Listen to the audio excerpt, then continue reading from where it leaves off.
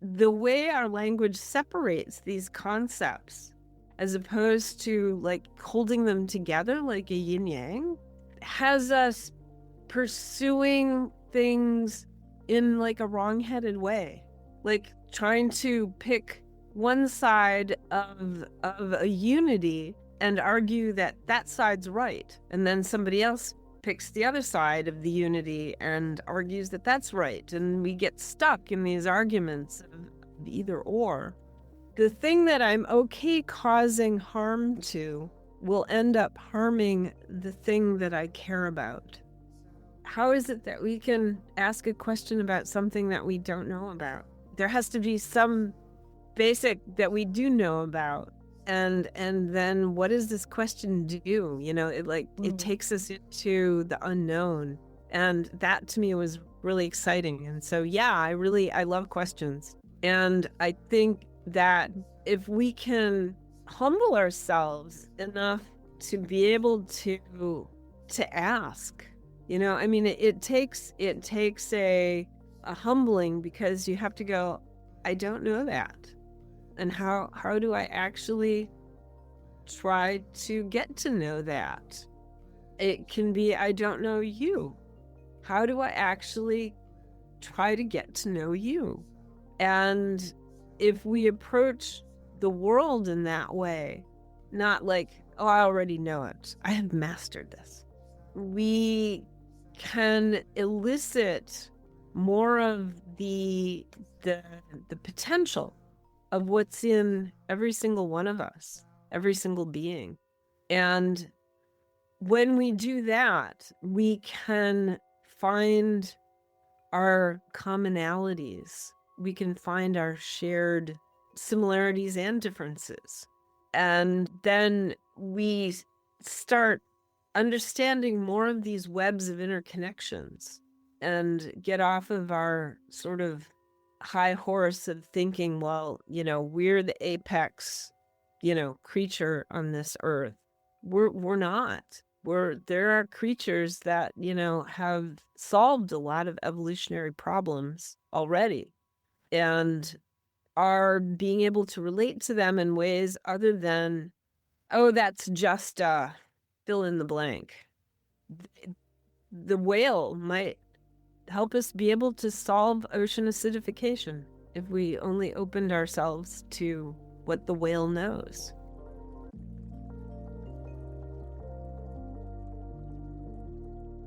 Hello everyone, welcome to Love and Philosophy. This is Andrea Hiott, and here we explore philosophical, scientific, technological, and even poetic spaces beyond either or bounds. This episode is going to be about language, a topic you will be hearing or reading more about from me if you are following Waymaking, and also if any of you know of anyone I should talk to about language, I would love to hear. So what if the way we use language is keeping us stuck in a certain kind of world or a certain sort of cognitive idea of what our choices are? Today's guest, Lisa, has written a book called Embracing Paradox, Evolving Language, that challenges us to question this possibility, this either-or thinking that we might be embedded in, that we might be rhythmically used to because of the way we speak, because of the way things have been structured through contrasts. And of course that reflects what we see, what we focus on, what reality is real or present to our senses. So Lisa's going to walk us through this wonderful metaphor of the Mobius strip. If you've never seen a Mobius strip or heard of it, maybe look at it online or somewhere, or just grab a sheet of paper and twist it and connect the two ends. Lisa will kind of walk us through that. If you're watching it, you can see her do that. If you're just listening, you can imagine it. She describes it very well, and you can also just have a look. But it's basically a surface that looks like it has two sides, but it's one continuous whole. So you can just kind of go all the way around. I love these sorts of figures, and they appear a lot in a lot of my projects, so you've probably seen something like that before. But it's a great image for this thinking that she's inviting us into, which is not choosing between. So it's, embracing paradox. I mean, if some of you probably know, I published this little pamphlet called Embracing Paradox, which is actually how I ended up meeting Lisa, because someone said, oh, you have to meet her because she wrote a book called that about language. We were at an event in the United Kingdom, and someone sort of put us together. And that's how we ended up having this conversation, which is just wonderful. But through the Mobius strip, she's, it's a way of holding paradox, embracing paradox, which doesn't mean trying to solve one side into the other. It's not about picking sides. It's not about deciding if nature is better or nurture is better or whatever. It's not about connection versus distinction or differentiation. It's not about choosing one of those or championing one of those all the time, even though you might champion both of them at different times in different situations. So it's really about learning to hold these multiple truths at once. And that's what we explore here. That's what the Mobius strip is the metaphor of for her book. And she tries to focus us on how we might be doing that with our language, and how a lot of things we face, challenges we face, might be connected to this way of thinking that is both evident in our language, how we created our language, how we're using it, but also maybe the agency to become aware of it and change it from within. We can't change it from without. It's a living languaging, as one of my favorites, Maturana, would say. So, it's not about solving problems. It's about holding the space of what we think are the oppositions and seeing if something else might open, some kind of constellation of other possibilities that we didn't even know were possible. Other ways of being alive, possibilities that we can hardly even imagine from our current vantage point, because that happens all the time. It's really possible. You can look all around you at different forms of life that have particular ways of sensing the world that seem like everything but aren't. And we know that as humans because we have this amazing capacity to care for other forms of life. But it's also true about us. And they can probably, other animals and other creatures can probably see ways that we don't actually explore the world around us. And yet we have the possibility to change that. So that's what we talk about here. And we bring up everything from hummingbirds to whales to how to trust the world to synchronicities in a more magical sense than the synchrony that we talked about through neuroscience in the last, or 2 episodes ago. And we talk about what Parker Palmer and I had talked about, I think, about the love being the field that holds it all together, what that might mean. We talk about a lot of stuff. So welcome to Love and Philosophy. I'm really glad you're here. Thanks for trying to embrace the paradox with us, and hope you enjoy this conversation, which is we just went at it freestyle to talk about her book, and I think it's actually really generative and beautiful. So thanks to Lisa, and thanks to you for listening, and I hope you have a great day wherever you are, and maybe this helps you see something challenging in a little bit different way. All right, bye. Yeah, so I want to try to show your book. I wonder if I can. Let's see. I wonder if it will come. Because it's so beautiful, this book. Wow. I love it. This, artwork. My friend John did that, and as soon as I saw it, so cool. I knew that had to be the cover of the book. You could just get lost in that picture, Oh, I mean, totally. It's very hard, I think, to draw something that actually seems to embrace paradox. I mean, we're going to talk about some of these figures that you talk about in the book, but this is really doing a good job. So I really want everyone to see it. Anyway, hi, Lisa. It's really good to see you, and thanks for coming on Love and Philosophy. Oh, thank you, Andrea. It's good to see you too. Now, I just love your book, and it's called Embracing Paradox. Actually, there's more. Embracing Paradox, Evolving Language. But the Embracing Paradox, everyone who's heard me say anything knows I'm always talking about holding paradox, embracing paradox.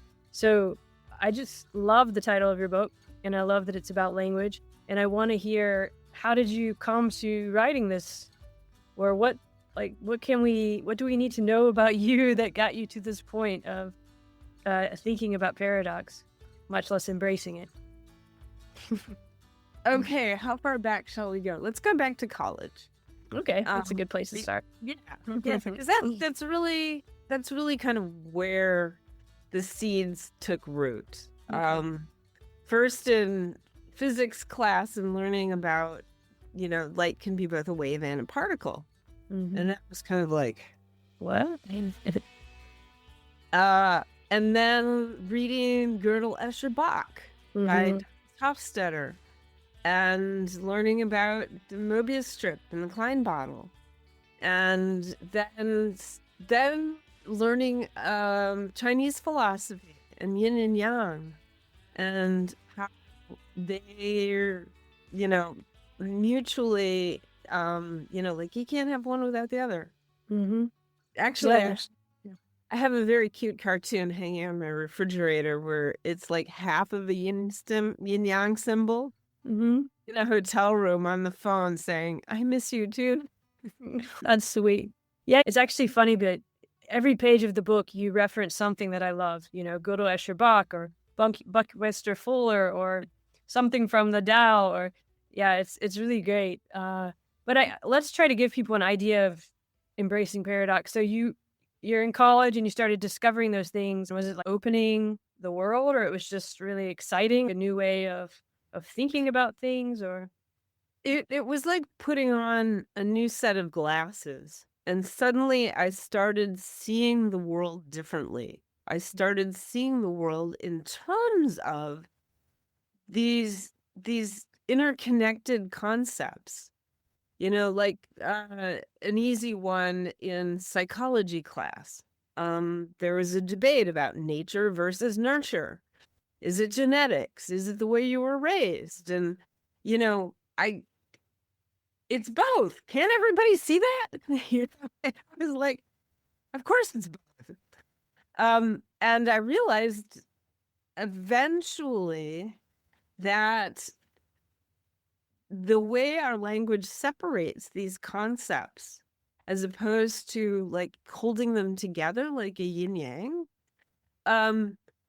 has us pursuing things in like a wrong-headed way, like trying to pick one side of a unity and argue that that side's right, and then somebody else picks the other side of the unity and argues that that's right, and we get stuck in these arguments of either or, instead of looking at not just the unity but the mutual codependence, the way one influences the other. How does genetics influence nurture? How does nurture influence genetics? And in fact, we got the whole field of epigenetics by kind of looking at that. Well, not specifically that in terms of child raising, but in terms of, how the environment influences the genes, then alter our behavior towards the environment. yeah, it's kind of wild how when you look at the history of, well, just about everything, that it's often arguments about either or. And to take a step back and realize there's another way of seeing that is, I mean, once you've done it, it becomes possible. But until you've done it, you're just kind of stuck in that mindset, right? Of either or. It's almost like that's kind of the default as you talk about it. You talk about the default settings. Yeah. But what does that have to do with language? Can we do a little show and tell so that people aren't familiar with, like what does it actually mean to embody both either or and both and? Yeah, I hope you're going to show a Mobius strip. Yeah, let's do some showing. Okay, great. Yeah, because that's a big part at the beginning of the book that you introduced. So yeah. Yeah. This is kind of like the foundation for the whole book. So people are familiar with a strip of paper. It's got two sides. You can turn it into a ring and hang it on bunch of these on your Christmas tree. But the Mobius strip, so the difference is a ring has a clear inside and a clear outside. And to get from inside to outside, you have to like literally jump your finger around the edge here. So you have to, whereas to make a Mobius strip, you take one side of this and you flip it over and grab my tape. Okay, so now you have this thing that looks like a figure 8. And because we've taped opposite sides together, they have become one side. So if you run your finger around the whole Mobius strip, it takes you, from inside to outside to inside, and you can't really tell. The same thing as if you run your finger along the edge, you can just keep going forever and ever without ever lifting your finger off the edge. So this gives you an interesting model or a metaphor for thinking about things that seem to have an either-or relationship. But if you look at them as a whole like this, you can see that it's a both-and relationship. So you have both either-or at a local level. Like if you were an ant crawling along the edge, it would still look like a regular piece of paper that has an either-or. But if you can stand back from it and hold it and see it in its entirety, you get that, oh, this is a one-sided surface.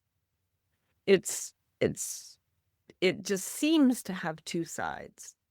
And so that kind of thinking where you can put the two together and go, okay, well, I can hold them in their distinctness, in their seeming to have opposite sides or to be opposite sides, and I can hold them in their unity of, oh, that's kind of, just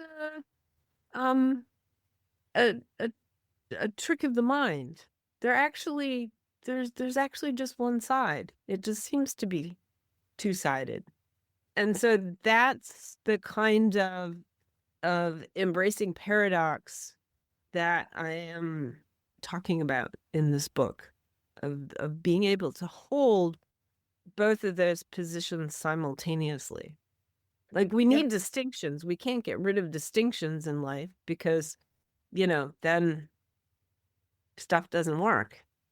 But we also need to see that there's a unity underlying the distinctions.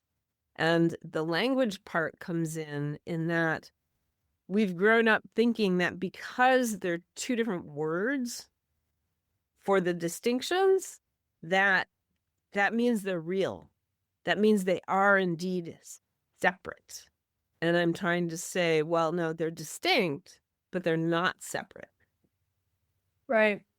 So a lot of it depends on the position too. You talked about the ant, and at whatever place the ant is at, if we're going to measure it, we could say it's inside or outside relative to some position, but you could always kind of move to a different position and it would be different. But those distinctions matter at the same time that they're not absolute in some kind of way. And that's a very hard thing to hold, I think, for people to, because even in your book, you talk about either or. It's not necessarily that we're rejecting the either or for the both Right. and. We're trying to hold. It's the same either or position. Mm-hmm. If you try to argue for both and instead of either or, you're still stuck in either or. It took me a few years to realize that, because that's what I started doing, is saying it's both and, until I realized that it's be both and, you have to include either or.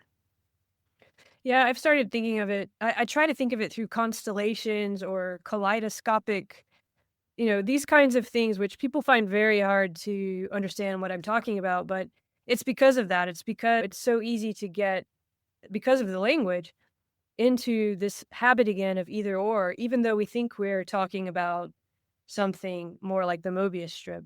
We're using language right now to try to talk about it, which can make it so hard, right? So, I mean, is the premise, are you saying like we need to find a whole new way of languaging Is it about, I mean, you talk about questioning a lot. Is it about, are we trying to develop a different awareness of language, or are we trying to develop a new language? Or how would you begin to sort of express that to people about that idea here? It's actually bigger than that. Because the language is grounded in the culture. And in order to really change people's ability to perceive these kinds of relationships, it'll take more than just inventing new words. It'll really take helping people see the relatedness, and then the language part will be a little easier. Um, Trying to just change language without changing the worldview or the paradigm or the mindset that underlies it is tough. And we see that happening all over. You know, people invent all kinds of great new words. Holon, panarchy, holarchy, being. There've been all kinds of new words invented, but because the mindset underlying the language, which is the separateness mindset, remains intact, the words don't catch on. And the second point is that words are only one part of the system that is language. And if you've studied systems theory, you know that sometimes just tweaking one little part will not change the whole system, because the system is set up to keep itself running in the way that it runs. And so just changing or adding a new word, I don't think is sufficient, because language consists also of the way we put words together, the syntax. The way we put ideas together, which is the logic, the way we put our experience into categories, you know, which is the category structure. And then the logic kind of enforces the category structure. So, or no, the category structure enforces the logic. So, you know, you can reason, you know, Socrates is a man, all men are mortal, Socrates is mortal. But if you said Socrates is a dog, all dogs are mortal. You know, it's like, hold it. Socrates actually doesn't fit into the category of dog. And what the new way of perceiving is forcing us to do is stretch our categories. We've got categories that are narrow, like this or that, and now we're trying to broaden the category into, actually you can have this and that.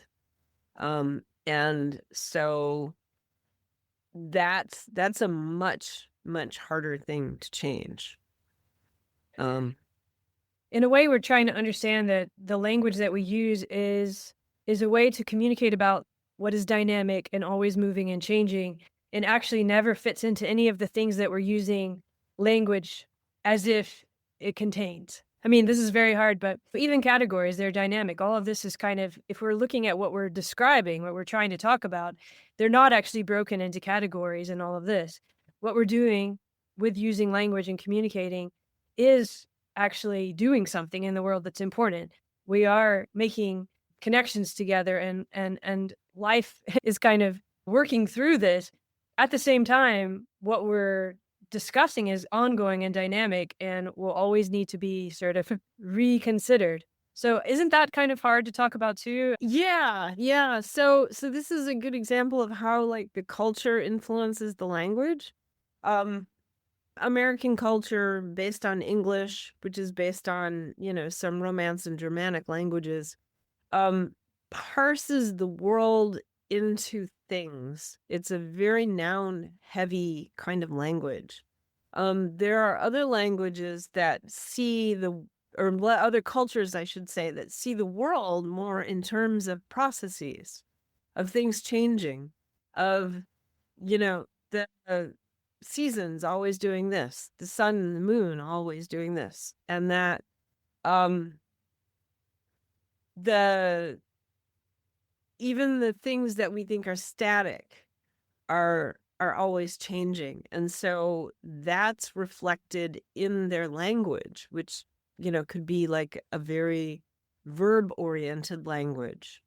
I was at a conference once where they were trying to get this idea across to us.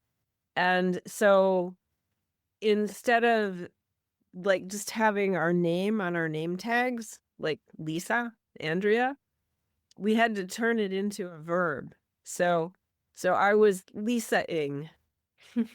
I was, becoming Lisa. The Hopi have a way of talking about themselves that is like they're always becoming Hopi. Like it's not a category to just put yourself into. It's an ideal to continually strive for, is to become Hopi. And biology too. Biology sees that everything is always in process. But that's, I think, a very ripe area for innovating language because it is always in process. And the way a lot of biology works, you need the one and the other. You need your sympathetic and parasympathetic nervous systems. You need the cells to open and close their boundaries, to let chemicals in, let chemicals out. And where am I going with this?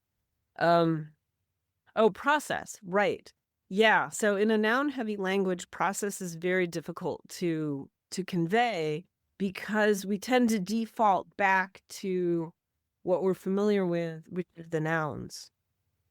Actually, this would be, I think, maybe something you can speak to in terms of neurology too, is that when we get new ideas, when we get an expansion of some sort, there's often a pullback, like the rubber band stretches and then it'll want to go back into its old shape.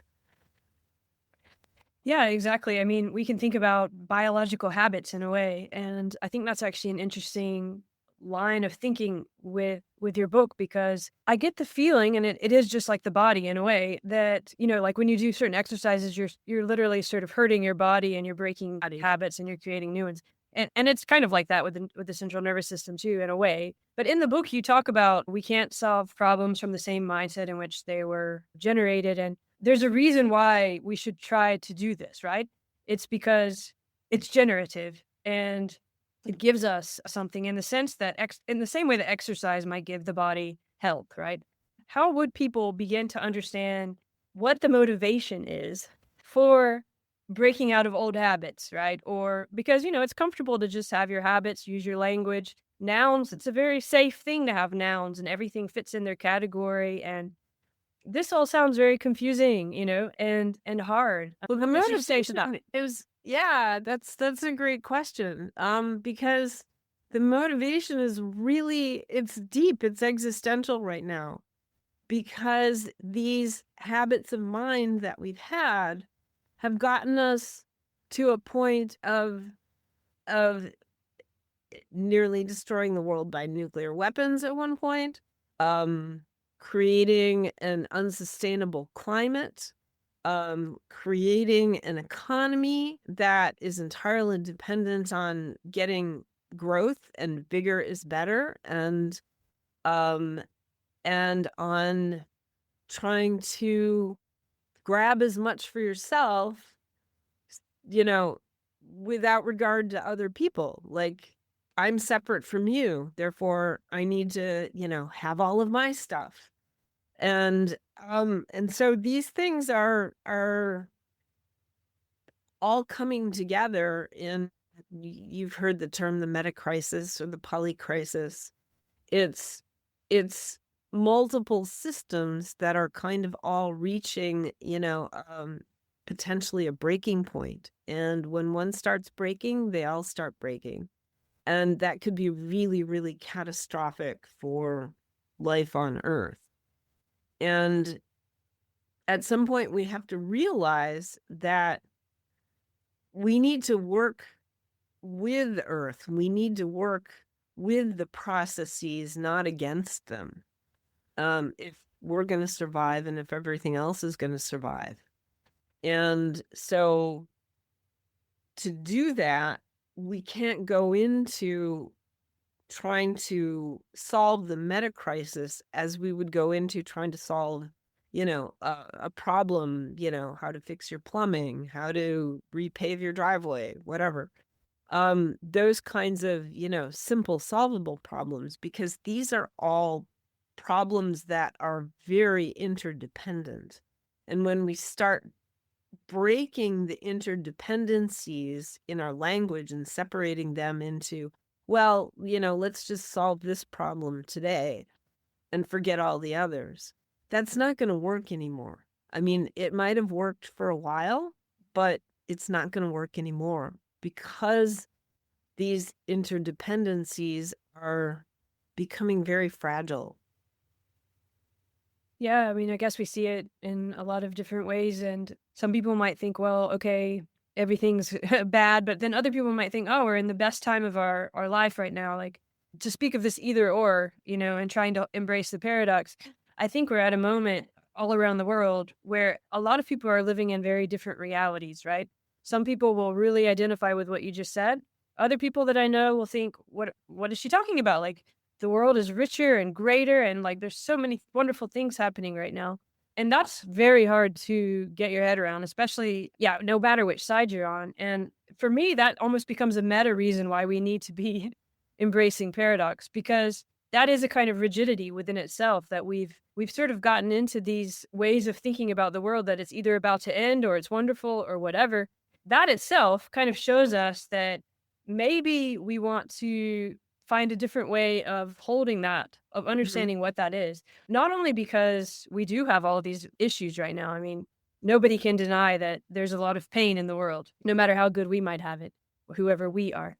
But like, how do we learn to, maybe there's a whole other way of being in this world, right? I want to open that up. Like, that we've assumed that this is the way things work, I think, is a narrowing. And no matter which side we're on right now, I think there's a whole other universe of potential possible that we aren't seeing so long as we stay in this either or way of thinking, because it is so limited by its very nature. So I just want to put that out there for anyone who's listening who might not, because everyone is in a different place who comes to this podcast sometime, and that's kind of part of the project. But I think no matter where we are, actually, there's another possibility that's opening up with this idea of the Mobius strip that you showed us at the beginning. But there's actually another way of kind of being alive, which I find very exciting. I don't know if that makes sense to you, but yeah, it is very exciting, actually, because we haven't been there yet. This is like one of those cultural jumps that is about to happen, and we're either gonna let it happen or not. And, then what happens? it's kind of a different way of thinking about who we are, isn't it? I mean, isn't that what happens when you change your languaging habits? You literally change the way you talk about I and you. I mean, something very, very profound really does shift on the level of what am I in this world and what's possible and how connected am I to everything around me. Yeah. And so if you start feeling connected to everything around you, you start behaving differently toward it. If you don't feel connected, you feel like, well, I can exploit that. I'm not connected to that forest. I'm going to cut those trees down and make a lot of money. But if you feel connected and you live within those connections and you see that the tree is not just a tree. The tree is home to, bunches of other creatures. The tree is shade. It's keeping the earth cooler. The tree is lungs. It's literally keeping us alive by breathing out oxygen. And so the Nora Bateson likes to say the thing is never just the thing. Mm-hmm. It's always a system of relationships. And when we start to see that, and when we start to see how dependent we are on all those other relationships, we're going to think twice about whether, well, that's my hope, is we'll think twice about whether we're going to cut that tree down or extract all that oil or, burn that or dam that river or, whatever it is we think we're going to do to better control our environment by understanding our relationship to our connectedness with everything else around us. We might think twice before just turning it into a commodity. Yeah, and to go to that Mobius strip idea, that old way of thinking is I'm on one side of the paper and nature is on the other, or humans are here and trees are there. But if you start to realize this interconnectedness where you're always on able to go on both sides, then that changes the way you might think about the tree in that example that you gave, or even the person you think is your enemy or something, because what you do on one side of the paper is literally going to change the other. It's actually one thing. And so you start to realize you're in a kind of a dance or a relationship with this thing that you think you're fighting against, and that shifts something in the relationship. There's a quote that I have in the book by Daniel Schmachtenberger. I don't want to misquote him, so let me just find it. Yeah, find it. Quick. Here it is. He said in one of the podcasts that he did, and it just struck me as like so perfect for understanding this kind of interconnectedness. He says, the thing that I'm okay causing harm to will end up harming the thing that I care about. Mm-hmm. And that's so true and so hard to understand because we've kind of built our identities on defining against something else. Yeah. I mean, and that's scary when we're so used to it that we think we don't have an identity if we don't have that conflict or that pushing against. And yet what really matters, what really is that inner relation that's changing and growing. And we often think we're doing something out of care by resisting or fighting the opposite. But how do you see care in this way? Or even, if we think about language and how it would hold these things, how do you see that shift of, is it about questioning, for example? I mean, what can begin to kind of open those new portals into that deeper sort of care that's not just a care for the us that's versus the them? It seems to have, like, when I was reading your book, I was thinking you're kind of trying to get us to notice a different way of being in the world. And part of that is becoming aware of how we use language. Yes. Like that's almost the most important thing is to hear yourself using language. And questions seem to be, the way that one can I begin to love do that. questions. Yeah, that goes back to college too. When I wanted to know, like, how is it that we can ask a question about something that we don't know about? Like, there has to be some basic that we do know about. And then what does this question do? It takes us into the unknown. And that to me was like really exciting. And so, yeah, I love questions.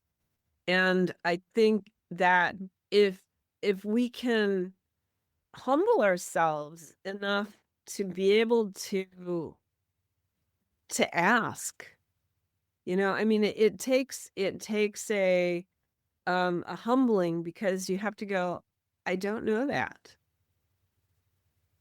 and how do I actually try to get to know that? It can be, I don't know you. How do I actually try to get to know you? And if we approach the world in that way, not like, oh, I already know it, I have mastered this. We can elicit more of the potential of what's in every single one of us, every single being. And when we do that, we can find our commonalities. We can find our shared similarities and differences. If you ask, well, how does the hummingbird view the world, and get into like understanding like how the hummingbird actually perceives, how they relate to other hummingbirds, other birds, how they relate to the bees, then we start understanding more of these webs of interconnections, and get off of our sort of high horse of thinking, well, we're the apex, creature on this earth. We're not. There are creatures that, have solved a lot of evolutionary problems already. And are being able to relate to them in ways other than, oh, that's just fill in the blank.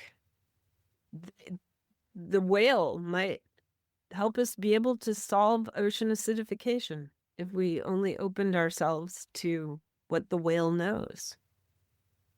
And I do think there are ways that we will be able to develop to communicate with these other beings, whether it's psychically or whether it's through AI. I know there's some work being done to communicate with whales and dolphins and things like that using AI. But I think we can also develop our own inner abilities, not just the outer technologies, the inner abilities to listen, to really feel connected. And when you can get to those points of being really connected, then who knows what can happen. I mean, some people use psychedelics to open themselves up to that. That might work. I think we actually have the capability to do it without psychedelics. And this being open to things that we at this point like can't even imagine are possible. We need to start imagining. We can start imagining, things, possibilities that did not seem probable before. I love what you said about asking the question, that idea of how can you ask a question about something you don't know about? Because that makes me think of that strip too, which it's not really just a strip. It's like this multi-layered, multi-dimensional, ongoing happening with no beginning or end, which can sound psychedelic, but I also think we don't need psychedelics. They just help some people. But when you were speaking, I was thinking, yeah, there is that connectedness that really is there. Yeah. All the time. Like we don't actually have a choice, even though we have devised these ways of thinking of ourselves as separate. And it is like the way that you can ask a question. So you must know something to be able to ask the question, even though obviously you're asking from a place of needing to know more. That feels really potent to me, and how through kind of maybe being able to bring our awareness to that, we might have a different possibility for what's sensually possible as life. That it's already there and very potent, but it has something to do with trust, maybe. Yeah. Yeah. It has a lot to do with trust. That's a good point. What does that bring up for you? That because this is hard stuff, I think. Life is not, even when we all know that we're connected and we have these ideas for how we can solve problems and that, things can be generative. And I really believe what I said about that we're just barely beginning to understand what's possible for our connection and our relation. There's a lot of things that are just kind of hard to hold. And I wonder if all of this that you've been through since you were in college and writing this book, if you've found a way to trust in that connection, that whatever is holding us, the embrace. Yeah. So again, it's a both and. Because as Emerson, no, it was Goethe, who said something about boldness has genius, power, and magic in it. So on the one hand, you do have to like be bold and do stuff. But on the other hand, you also have to allow and watch for the synchronicities. I think synchronicities are like when you know that like the flow is happening. Because it's like magic. Sometimes it just feels like life happens magically. And but when you're trying to force something too hard, the magic stops. Because your ego's getting in the way if you're trying to force something too hard. But you can't just like sit back and go, okay, life happened magically. That it doesn't work that way either. There's like this playful, okay, I'm gonna do this and watch and see what happens. And dance with life itself. And that's not easy because we're not trained to do that. We're trained to go out and conquer. Yeah, I think that's the reason we do kind of cling to our nouns, because we want to have these definitions and we want to, it's the way it's structured. It's like you meet someone, what do you do? Who are you? And you're supposed to kind of have these categories that you fit into that put you somewhere, relative to wherever they are. And as some of that's important, as you said, we need distinctions, and you talk about that. What what happens if we come into those places already knowing that we can never actually adequately answer those things, that we are multiplicities, um, and that we're going to communicate as sort of a shared a shared movement or a shared life to try to better understand one another. That's like a whole different place than two separate things, coming to kind of tell each other who they are. Yeah. Yeah. So the questioning is about curiosity, and it's about wanting to know who the other is. And so when we come together, um when we have and everybody like has a different worldview. I mean, even though you and I like share the same culture, we there's enough of a difference in worldview that there's a lot of room for exploration. So now imagine coming together with multiple cultures that really don't see the world in the same way. Like say an Amazonian tribe, um, and like, well, I'm you can just really pluck any different cultures and put them at the table. And then, how do we actually learn to see the world from their perspectives? I mean, the West has been sort of on this, trying to force the world into our perspective. Maybe it's time to like bring all the people with different perspectives, different worldviews, entirely different ways of perceiving into the conversation and be able to converse. I mean, this is a I think a healthy challenge to have. And if we can solve this challenge, we'll be able to keep the infinite game going a little longer. Yeah. I wonder how we can, that reminds me in the book you talk about speaking from wholeness, not about wholeness. I think that's what you're trying to get at a bit with saying we need to change language. Maybe not saying we don't need to use distinctions and contrasts, but it's the place we're starting from that we understand we are wholeness, and then we're going to put things in to kind of different categories and move it around and stuff, but only so as to understand the multiplicity that is our wholeness.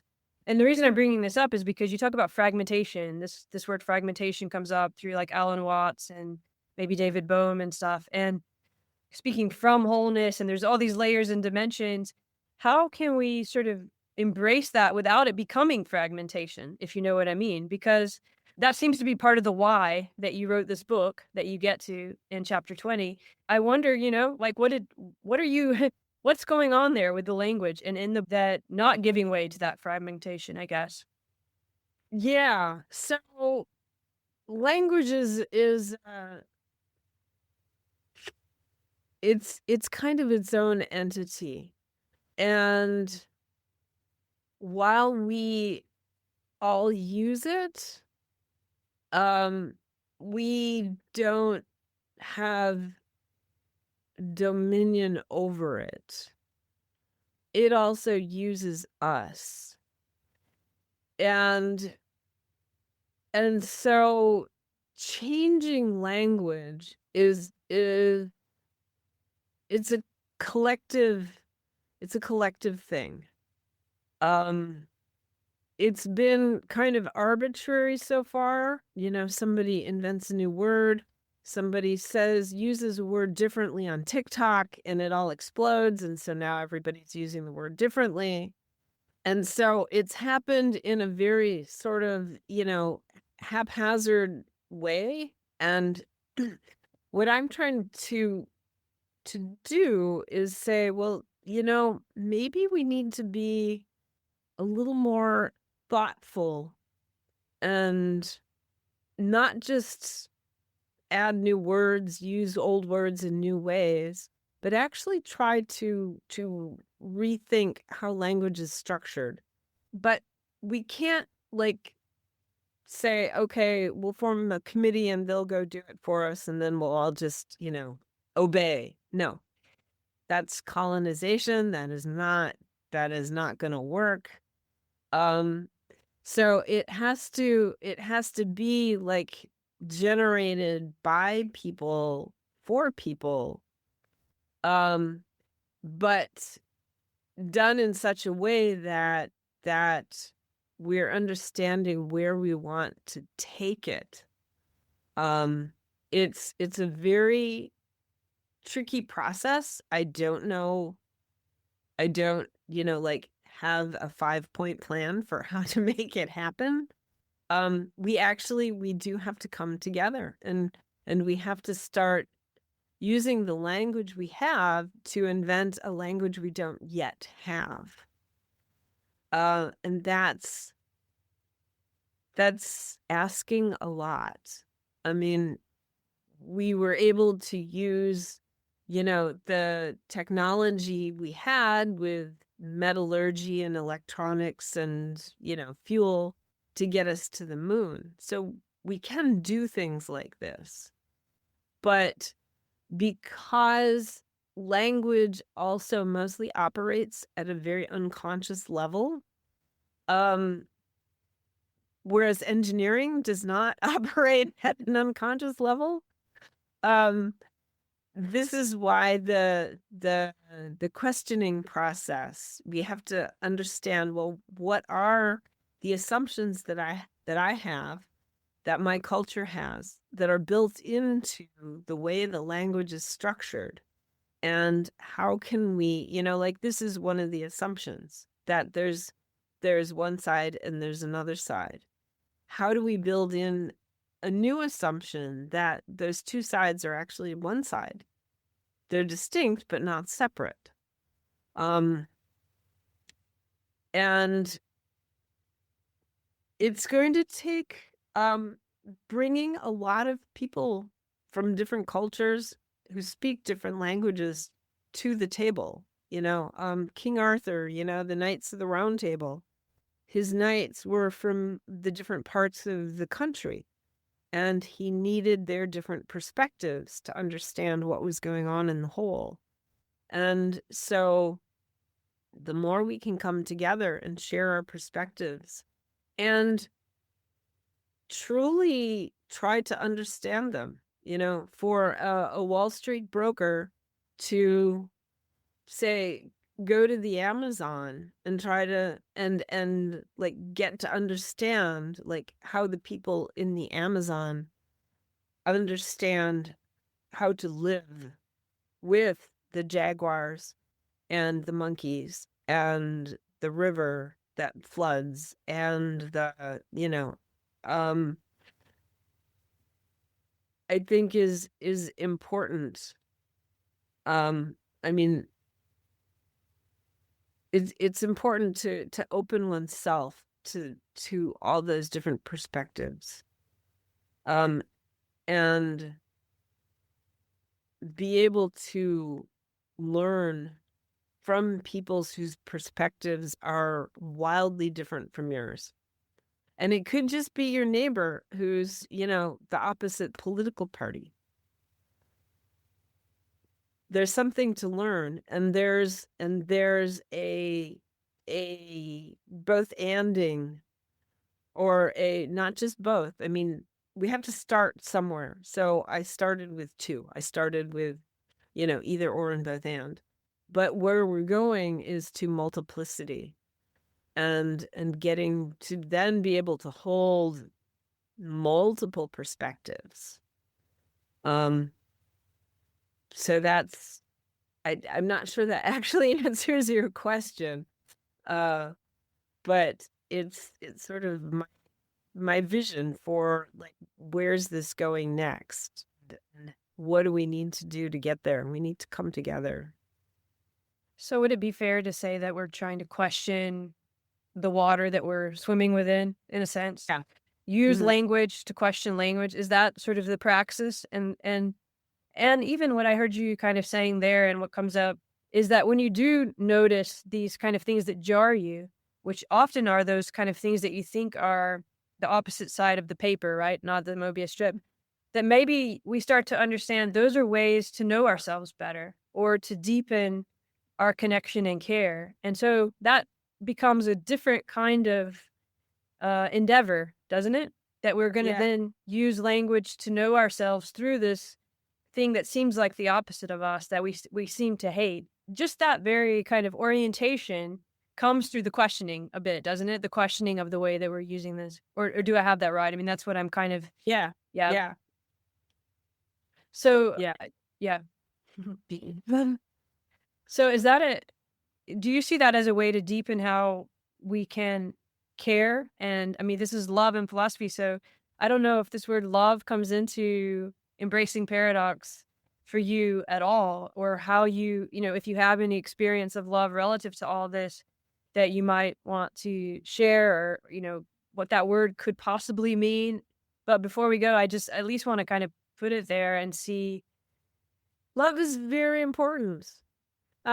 Because you need it, it's not just a feeling. It's not just the rush of oxytocin. It's a field. And so when you're in this field and you actually love, let's use the metaphor of a field. If you love the meadow, then you are in a real connection with it, not just like a cognitive connection, not just like an intellectual connection. You're actually in a feeling, being kind of connection with whatever it is, the field, the forest, your house, your friends, the city. That's that kind of transformation that we can't put into words exactly, but that we've been talking about this whole time, of taking what you've been taking for granted, right? Like, let's say the field, the meadow.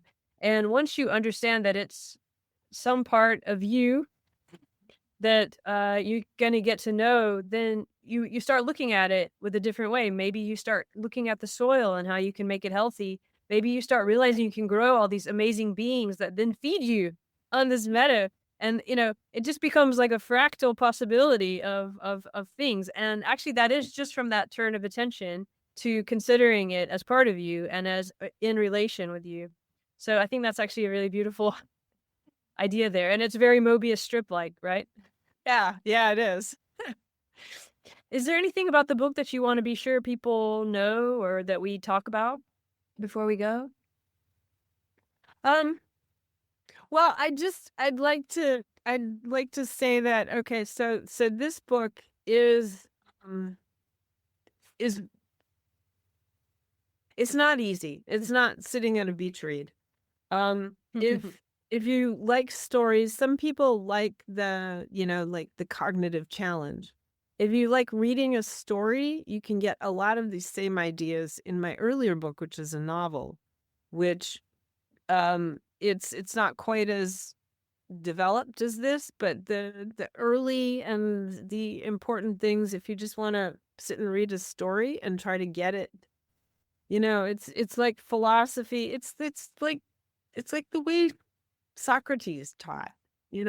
He taught philosophy by engaging people and questioning, and so I wanted initially to try to engage people that way as well. So whatever your cognitive style is, if you like to learn by reading stories, or if you like to learn by reading a developed set of thoughts, there's a book for each style. The One That Is Both. That's a great title. I don't know that book. I haven't read that one. So that's an actual story? Like, that's a fiction It's or a novel. Yeah, it's fiction. Oh, that's great. Now I have to look at that. It reminds me of Not One, Not Two by Francisco Varela. It's a philosophical, very hard paper, but I love these kind of ways. Or Gregory Bateson, It Takes Two to Know One. So there's like always three. I really love that, and I think that's another kind of Mobius strip with language. So Yeah. thanks for bringing that up, and yeah, thanks for talking with me. And thanks for having me. This has been fun. It's always wonderful to meet other people who are already like in the embrace, in the paradoxical embrace. So many people are trying to figure out a way to be in the world in this way, that embracing paradox, holding paradox, or whatever. And yeah, it's good to get together and try to explain it from these different positions. So and thanks for the work you do. The book is really has so many interesting things in it, so I think people will really enjoy it. Well, thank you, Andrea. This has been a lot of fun, and I really as you can see, I love talking about this, so anytime. Okay, well, I really appreciate it. All right, thanks, Lisa.